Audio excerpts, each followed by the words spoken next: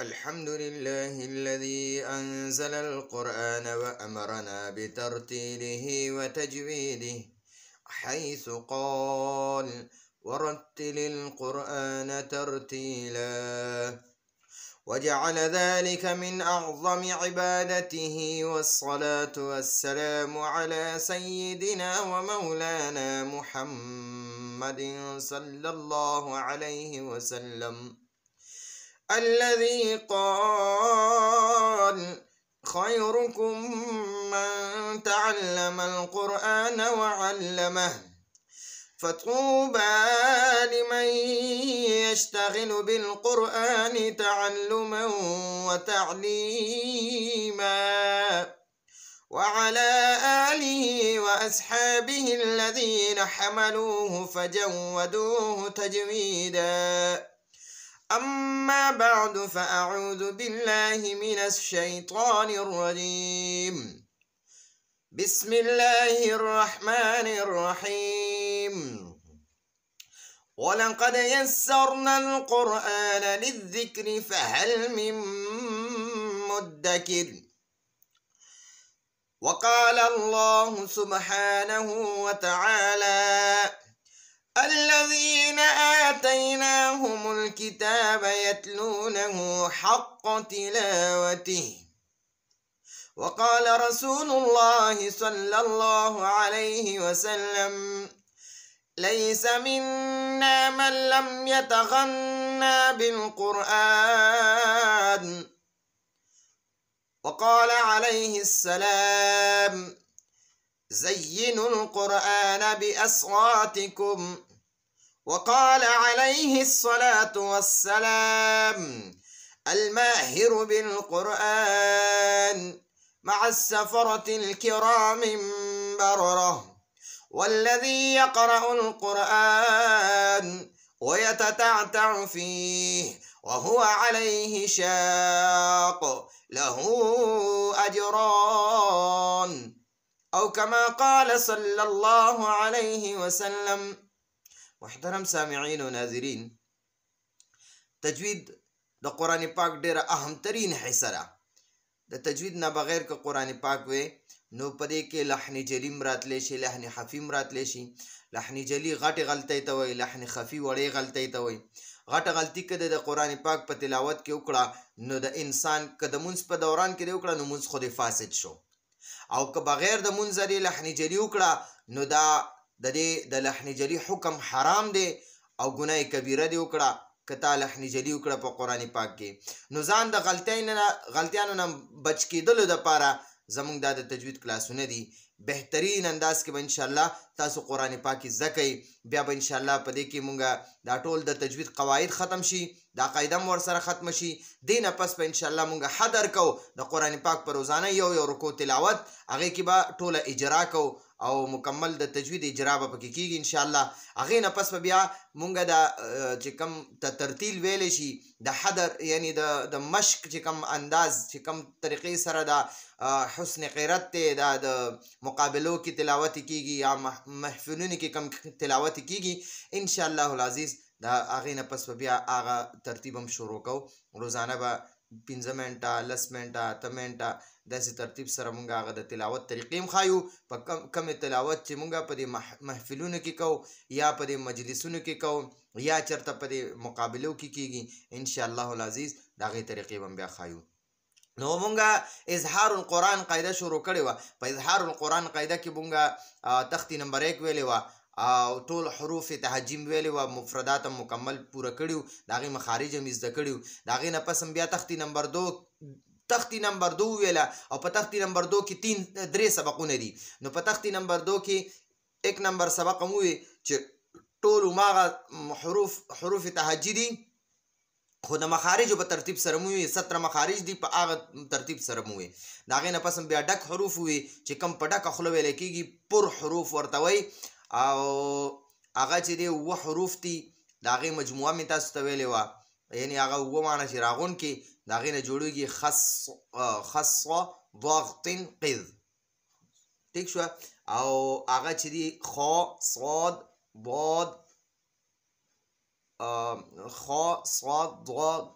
ضاد طا ظا غین قاف دا اوه حروف دي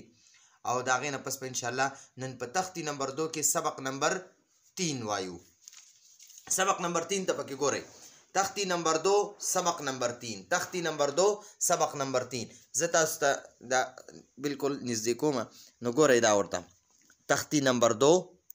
دا تختی نمبر 2 دا ګورئ ورته تختی نمبر 2 سبق نمبر 1 شو بیا د هغې نه پس سبق نمبر 2 شو ټیک شوه ډک حروف یعنی دې کې لیکلي دي غټ حروف د غټو حروفو نه مطلب دا دی چې پور حروف کم چې پور ادا کېږي ټیک شوه نو هغې کې ګورئ او اوس سبق نمبر 3 وایو سبق نمبر 3 کې ګورئ څه به وایو نن انشاءالله ګورئ سبق نمبر 3 کې د یو شان اواز والا حروف اوازونه یو شانتي وي خو مخارج یې چې دی که نه مخارج هم یو شانتي وي خو څه حروف پکې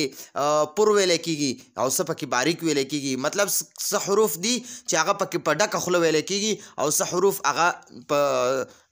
ډکه خوله نه ویلی کېږي هغه باریک ویلی کېږي اوس ګورئ تا او طا د دې دواړو یو مخرج دی د ژبې سر د مخامخ غاښونو د صنایع علیا جړو سره چې ولګي نو هغې نه تا او طا دواړه ادا کېږي لیکن تا باریکه ده طا پور ده تا طا طا دا به په ډکه خوله وایو اوس ګورئ دا 3 حروف دي ثا ذال ثا سین صاد دا اکثر خلک چې دی که نه د ثا ته چې دی دې ته هم سا وایي سین ته هم سا وایي او صاد ته هم سا وایي درې واړه یو شانتې وایي لیکن یو شانتې نه دي دې خوا ګورئ ثا چې دی که نه ثا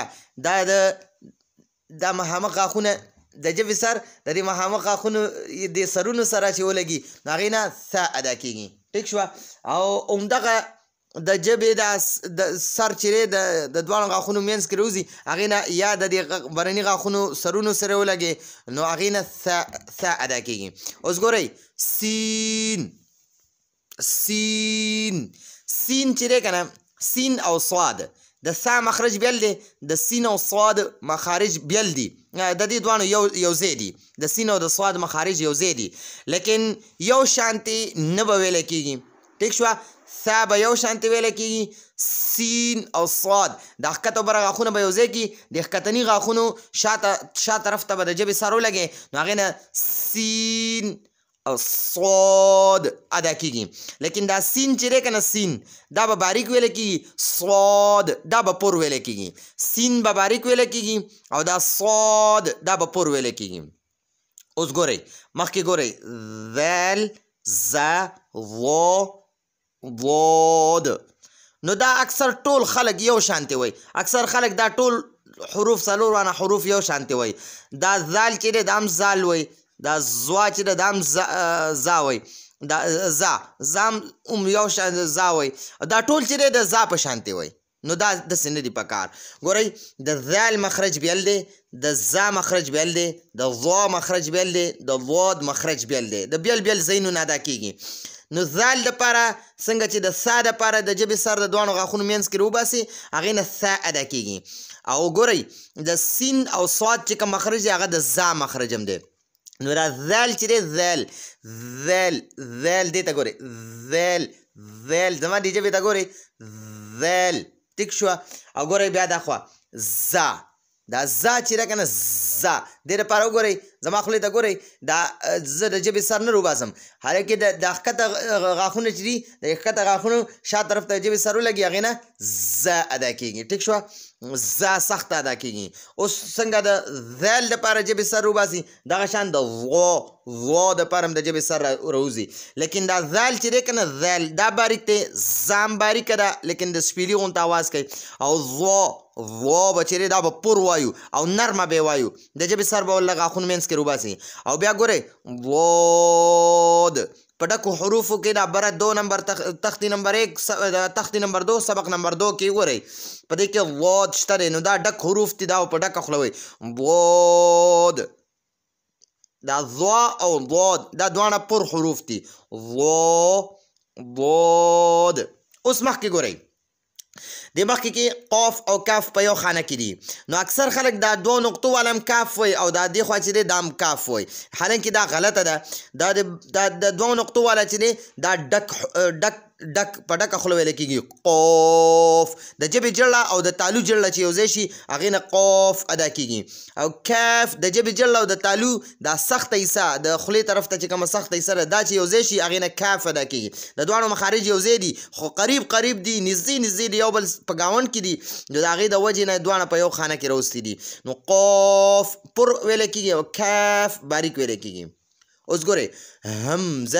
همزه ما تاسو ته دا مرۍ چې ده په دریو حصو تقسیم کړې وه یوې حصې ته چې دی د مرۍ سینې طرف حصه وایي یو ته د مرۍ منځ وایي یو ته د مرۍ خولې طرف حصه وایي نو دا همزه چې دی د مرۍ سینې طرف حصې نه ادا کېږي همزه او دا عین د مرۍ منځ نه ادا کېږي بیا ګورئ ها چې ده دا د مرۍ سینې طرف حصې نه ادا کېږي ٹھیک شو د حمزه او ها دا دواړه د یو ځای نه ادا کېږي او ګورئ ها دا د مرۍ منځ نه ادا کېږي اکثر خلک دا ګول ها او دا بله ها بغیر نقطې والا ها یو شانتې وایي حالانکې دا غلطه ده دواړه یو شان نه دي دا یو سینې طرف حصې نه ادا کېږي دا دویمه چې ده د مرۍ منځ نه ادا کېږي نو دا یو چې د ها ده دا بله ها ده او دا بله دا دوه نقطو والا رالل نو دا ګوره د مرۍ خولې طرف حصې نه ادا کېږي او دواړه پر ادا کېږي باریک نه دي دواړه په ډکه خوله ادا کېږي ٹھیک شوه نو دا خو او دا بل دی غوین دواړه پر ادا کېږي او دا بله فا نو فا دپاره ما تاسو ته ویلي د ژبې د بره غاښونه چې دي دا برني مخامخ ثنایه علیا د دې دا سرونه د دې لاندې شونډې په لمدۍ سه چې کېږي هغې نه فا ادا کېږي ټیک شوه نو دا هم اواز حروف مطلب دا دی چې اکثر خلک دا یو شانتې ادا کوي او اوازونه یو بل ته قریب وي لیکن بعض پکې باریک وي او بعض پکې پر وي نو د دې د وجې نه ورته هم اواز حروف وایي نو د نننې ورځې دپاره دومره سبق کافي دی دا د تختې نمبر 2 سبق نمبر 3 تختې نمبر 2 کې سبق نمبر 1 هم وي 2 هم وي او نن زموږ د تختې نمبر 1 کې سبق نمبر 3 هم وشو انشاءالله بله نوې تختې به شروع کېږي او هغې کې به انشاءالله پوره مکمل سبق په پکې وایو انشاءالله او هغې پورې موږ ته اجازت راکوي هذا هو المرام والله أعلم بحقيقة الكلام سبحان ربك رب العزة عما يصفون وسلام على المرسلين والحمد لله رب العالمين